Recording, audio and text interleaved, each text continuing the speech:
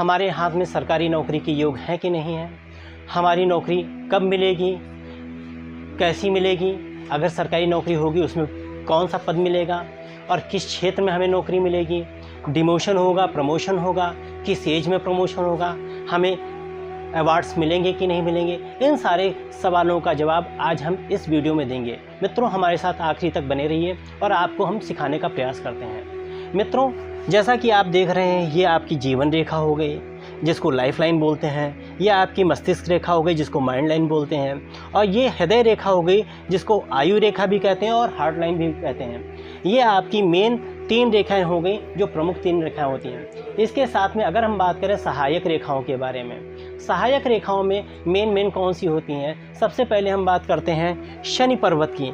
ये दूसरी उंगली जो मध्यमा उंगली होती है, इसके ठीक नीचे का हिस्सा जो होता है वो आपका शनि पर्वत का हिस्सा होता है। शनि पर्वत से कोई भी निकलने वाली रेखा जो होगी आपकी, वो भाग्य रेखा कहलाएगी।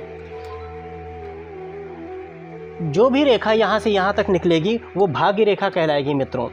अब इसके बाद हम बात करते हैं सरकारी नौकरी के बारे में, हम बताना चाह रहे थे, उसी के बारे में डिस्कस कर रहे थे। सरकारी नौकरी के बारे में सूर्य पर्वत, या कहा जाए ये रिंग फिंगर होती है, ये छोटी उंगली के ठीक बगल वाली होती है। इस रिंग फिंगर के नीचे वाला हिस्सा जो होता है सूर्य पर्वत का हिस्सा होता है। सूर्य पर्वत पे अगर कोई रेखा आपको यूँ नज़र आती है, इसका मतलब है कि आपके हाथ में सरकारी नौकरी के योग हैं और बहुत पुख्ता योग हैं, मजबूत योग हैं। इनको हम कैसे पहचानें, कैसे जानें, ये हम इसको आगे आपके साथ बताते हैं। सूर्य रेखा का होना बहुत अच्छा बताता है, आपके जीवन में बहुत ज़्यादा प्रकाश होगा, ऊर्जावान होंगे, आपके जीवन में बहुत ज़्यादा कहा जाए ख्याति मिलेगी। अगर सूर्य रेखा के बगल में आप देख रहे हैं इस तरह की रेखाएं मिल जाती हैं, तो इसका मतलब होता है ऐसे जातक नौकरी के साथ में और भी बहुत सारे काम करते हैं जिनसे उन्हें जीवन भर लाभ होता है। और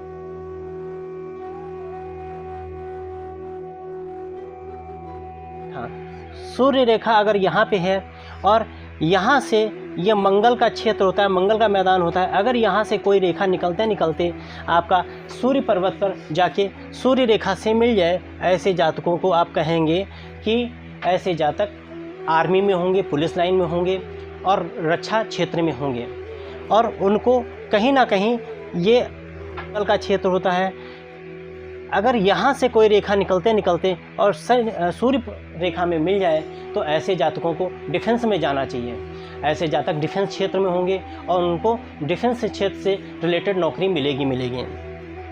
अगर मंगल से सूर्य पर्वत पे जाती है या सूर्य पर्वत से कोई रेखा निकलते निकलते अगर मंगल पे आती है, तो ऐसे जातकों को निश्चित ही पुलिस लाइन या आपका आर्मी वगैरह में, एयरफोर्स वगैरह में इनको जॉब मिलती है।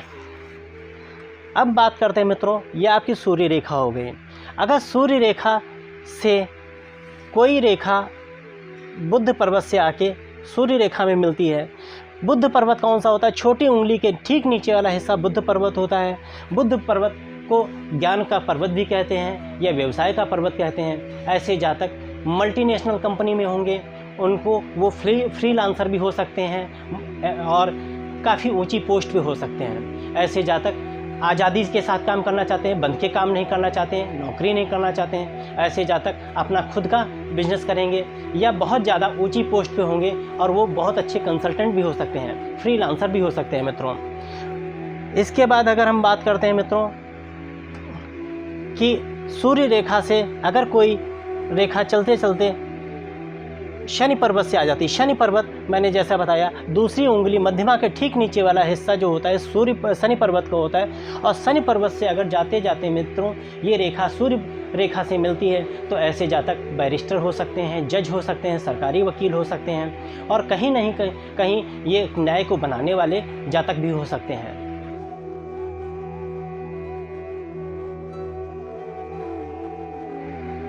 अब अगर हम बात करते हैं मित्रों, कोई रेखा गुरु पर्वत से निकलते हुए और सूर्य रेखा में मिलती हैं। गुरु पर्वत तर्जनी के ठीक नीचे वाला हिस्सा जो बड़ा हिस्सा दिखता है ये आपका गुरु पर्वत का होता है। गुरु पर्वत से निकलते हुए कोई रेखा सूर्य रेखा में मिलती है तो ऐसे जातकों को शिक्षा विभाग में ऊंची पोस्ट मिलती है, और शिक्षा विभाग में ऊंची पोस्ट होने के साथ में वो अच्छी पोजीशन पे होंगे, उनको ज्ञान का नॉलेज होगा। और अवार्ड की अगर हम बात करें मित्रों, अगर कोई रेखा यहाँ से निकलते निकलते यूँ ट्रेंगल, इसको त्रिकोण भी बोलते हैं, अगर त्रिकोण बन जाए तो ऐसे जातकों को शिक्षा विभाग द्वारा बहुत सारा अवार्ड भी मिलता है और उनको बहुत सारी ख्याति मिलती है। शुक्र के क्षेत्र से या शुक्र पर्वत, अंगूठे के ठीक नीचे वाला हिस्सा जो बड़ा हिस्सा होता है ये शुक्र का क्षेत्र कहा जाता है।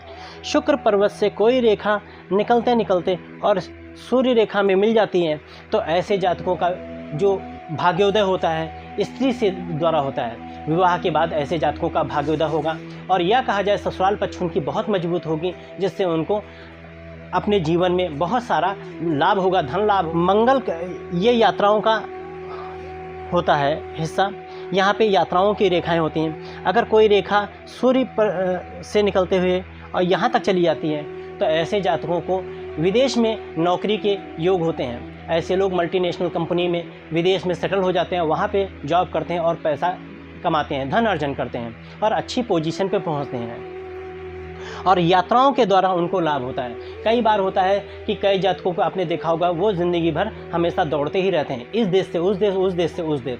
ऐसे जातकों में आपको ज़्यादातर ये रेखा मिल जाएगी। अब अगर हम बात करते हैं मित्रों चंद्र पर्वत की,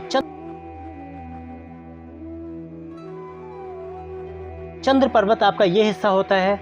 चंद्र पर्वत आपका ये गोलाई लिए हो, उठा हुआ हो, यहाँ से अगर कोई रेखा निकलते निकलते सूर्य रेखा से मिली हो तो ऐसे जातक कला के क्षेत्र में होते हैं।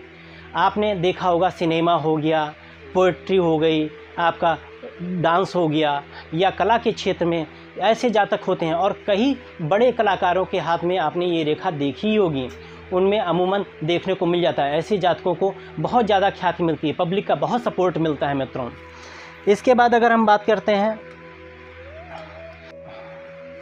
कि किस एज में आपको नौकरी मिलेगी, जैसा कि हमने आपको बताया था। अब एज की गणना हम कैसे करें? ये जो आपकी भाग्य रेखा और मस्तिष्क रेखा को काटती है इसको हम बोलते हैं 36 साल की एज। इस एज को हम गणना करेंगे जहाँ पे आपका भाग्य रेखा और मस्तिष्क रेखा को मिलान हो या उसको काटे, उस एज को हम 36 साल की एज बोलते हैं। साथ ही साथ में अगर भाग्योदय यहाँ से स्टार्ट हो रहा है तो आपका ये 21 साल का होता है और ये बीच का हिस्सा जो होता है 28 साल का होता है।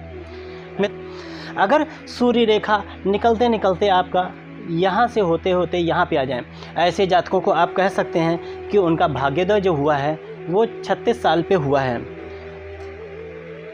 उसके बाद अगर हम बात करते हैं जिन जातकों की अगर 28 साल से एज निकलती है यहाँ पे आती है तो ऐसे जातकों का भाग्योदय जो होता है 28वें साल से होता है। उनको नौकरी भी 28वें साल मिली होगी, उनको सोसाइटी में नाम भी 28वें साल मिला होगा। इसका एक और सिम्टम्स हम आपको बताते हैं। अगर जीवन रेखा से आपकी ये एज जो होती है ये 28 साल की होती है, अगर यहाँ से छोटी रेखा निकले इसको समझ लिए पक्का आपकी भाग्योदय जो है 28 साल पे हुआ है। इसके बाद अगर यही रेखा हम देखें, ये जो 35 साल का एज होती है 36 साल की, अगर यहाँ से कोई रेखा निकले तो इसका पक्का द्योतक मान लीजिए ये 36वें साल इसका भाग्योदय हुआ है। मित्रों ये सूर्य रेखा है, सूर्य रेखा से ठीक अगर यहाँ पे इस एज पे शुरुआत होती है इसको हम बोलते हैं मित्रों 22 साल की एज। अगर इसी एज का शुरुआत आप कह सकते हैं कि यहाँ पे थोड़ा लेट हुई हो तो इसका मतलब ये होता है मित्रों ये आपकी 28 साल की एज होती है। अगर यहाँ पे आपको दिखता है कि ये 28वें साल पे इसका भाग्योदय हुआ यहाँ पे हुआ है और साथ ही साथ में 28वें साल पे ये रेखा निकली है, इन सब का मतलब ये होता है मित्रों ऐसे जातक की नौकरी जो है 28वें साल लगी हुई है।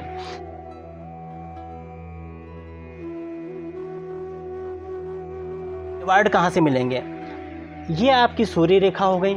अगर सूर्य रेखा पे कोई ट्रायंगल बना हुआ है तो ऐसे जातकों को बहुत सारे अवार्ड्स मिलते हैं। अवार्ड्स जिस क्षेत्र में होंगे, मान लीजिए ये कला के क्षेत्र में यहाँ से ये रेखा निकली हुई है तो ऐसे जातकों को कला के क्षेत्र में बहुत सारे अवार्ड्स मिलेंगे। अगर वही कहा जाए ये अगर यहाँ से निकली हुई है तो ऐसे जातकों को कहा जाए यात्राओं द्वारा बहुत सारे अवार्ड्स मिलेंगे। अगर हम बात करें ये होती भाई बहनों की रेखाएं, अगर भाई बहनों की रेखाओं से यहाँ से कोई रेखा निकलते निकलते ये सूर्य पर्वत पे जाती है, तो इसका मतलब होता है कि भाइयों और बहनों का सपोर्ट होने की वजह से उन्होंने कोई ऐसा व्यापार किया होगा, व्यवसाय किया होगा या बिजनेस किया होगा जिससे उनके सपोर्ट से उनको काफ़ी तरक्की होती है। मित्रों, सूर्य रेखा के बारे में इसके अलावा भी सिम्टम्स होते हैं जिनको आप देख सकते हैं। हाँ, साथ में कोई भी अशुभ लक्षण नहीं होने चाहिए। आप इसके साथ में ये भी गौर करना होगा, छोटी छोटी बातों को ध्यान देना होगा कि इसके साथ में कोई अशुभ लक्षण नहीं होना चाहिए।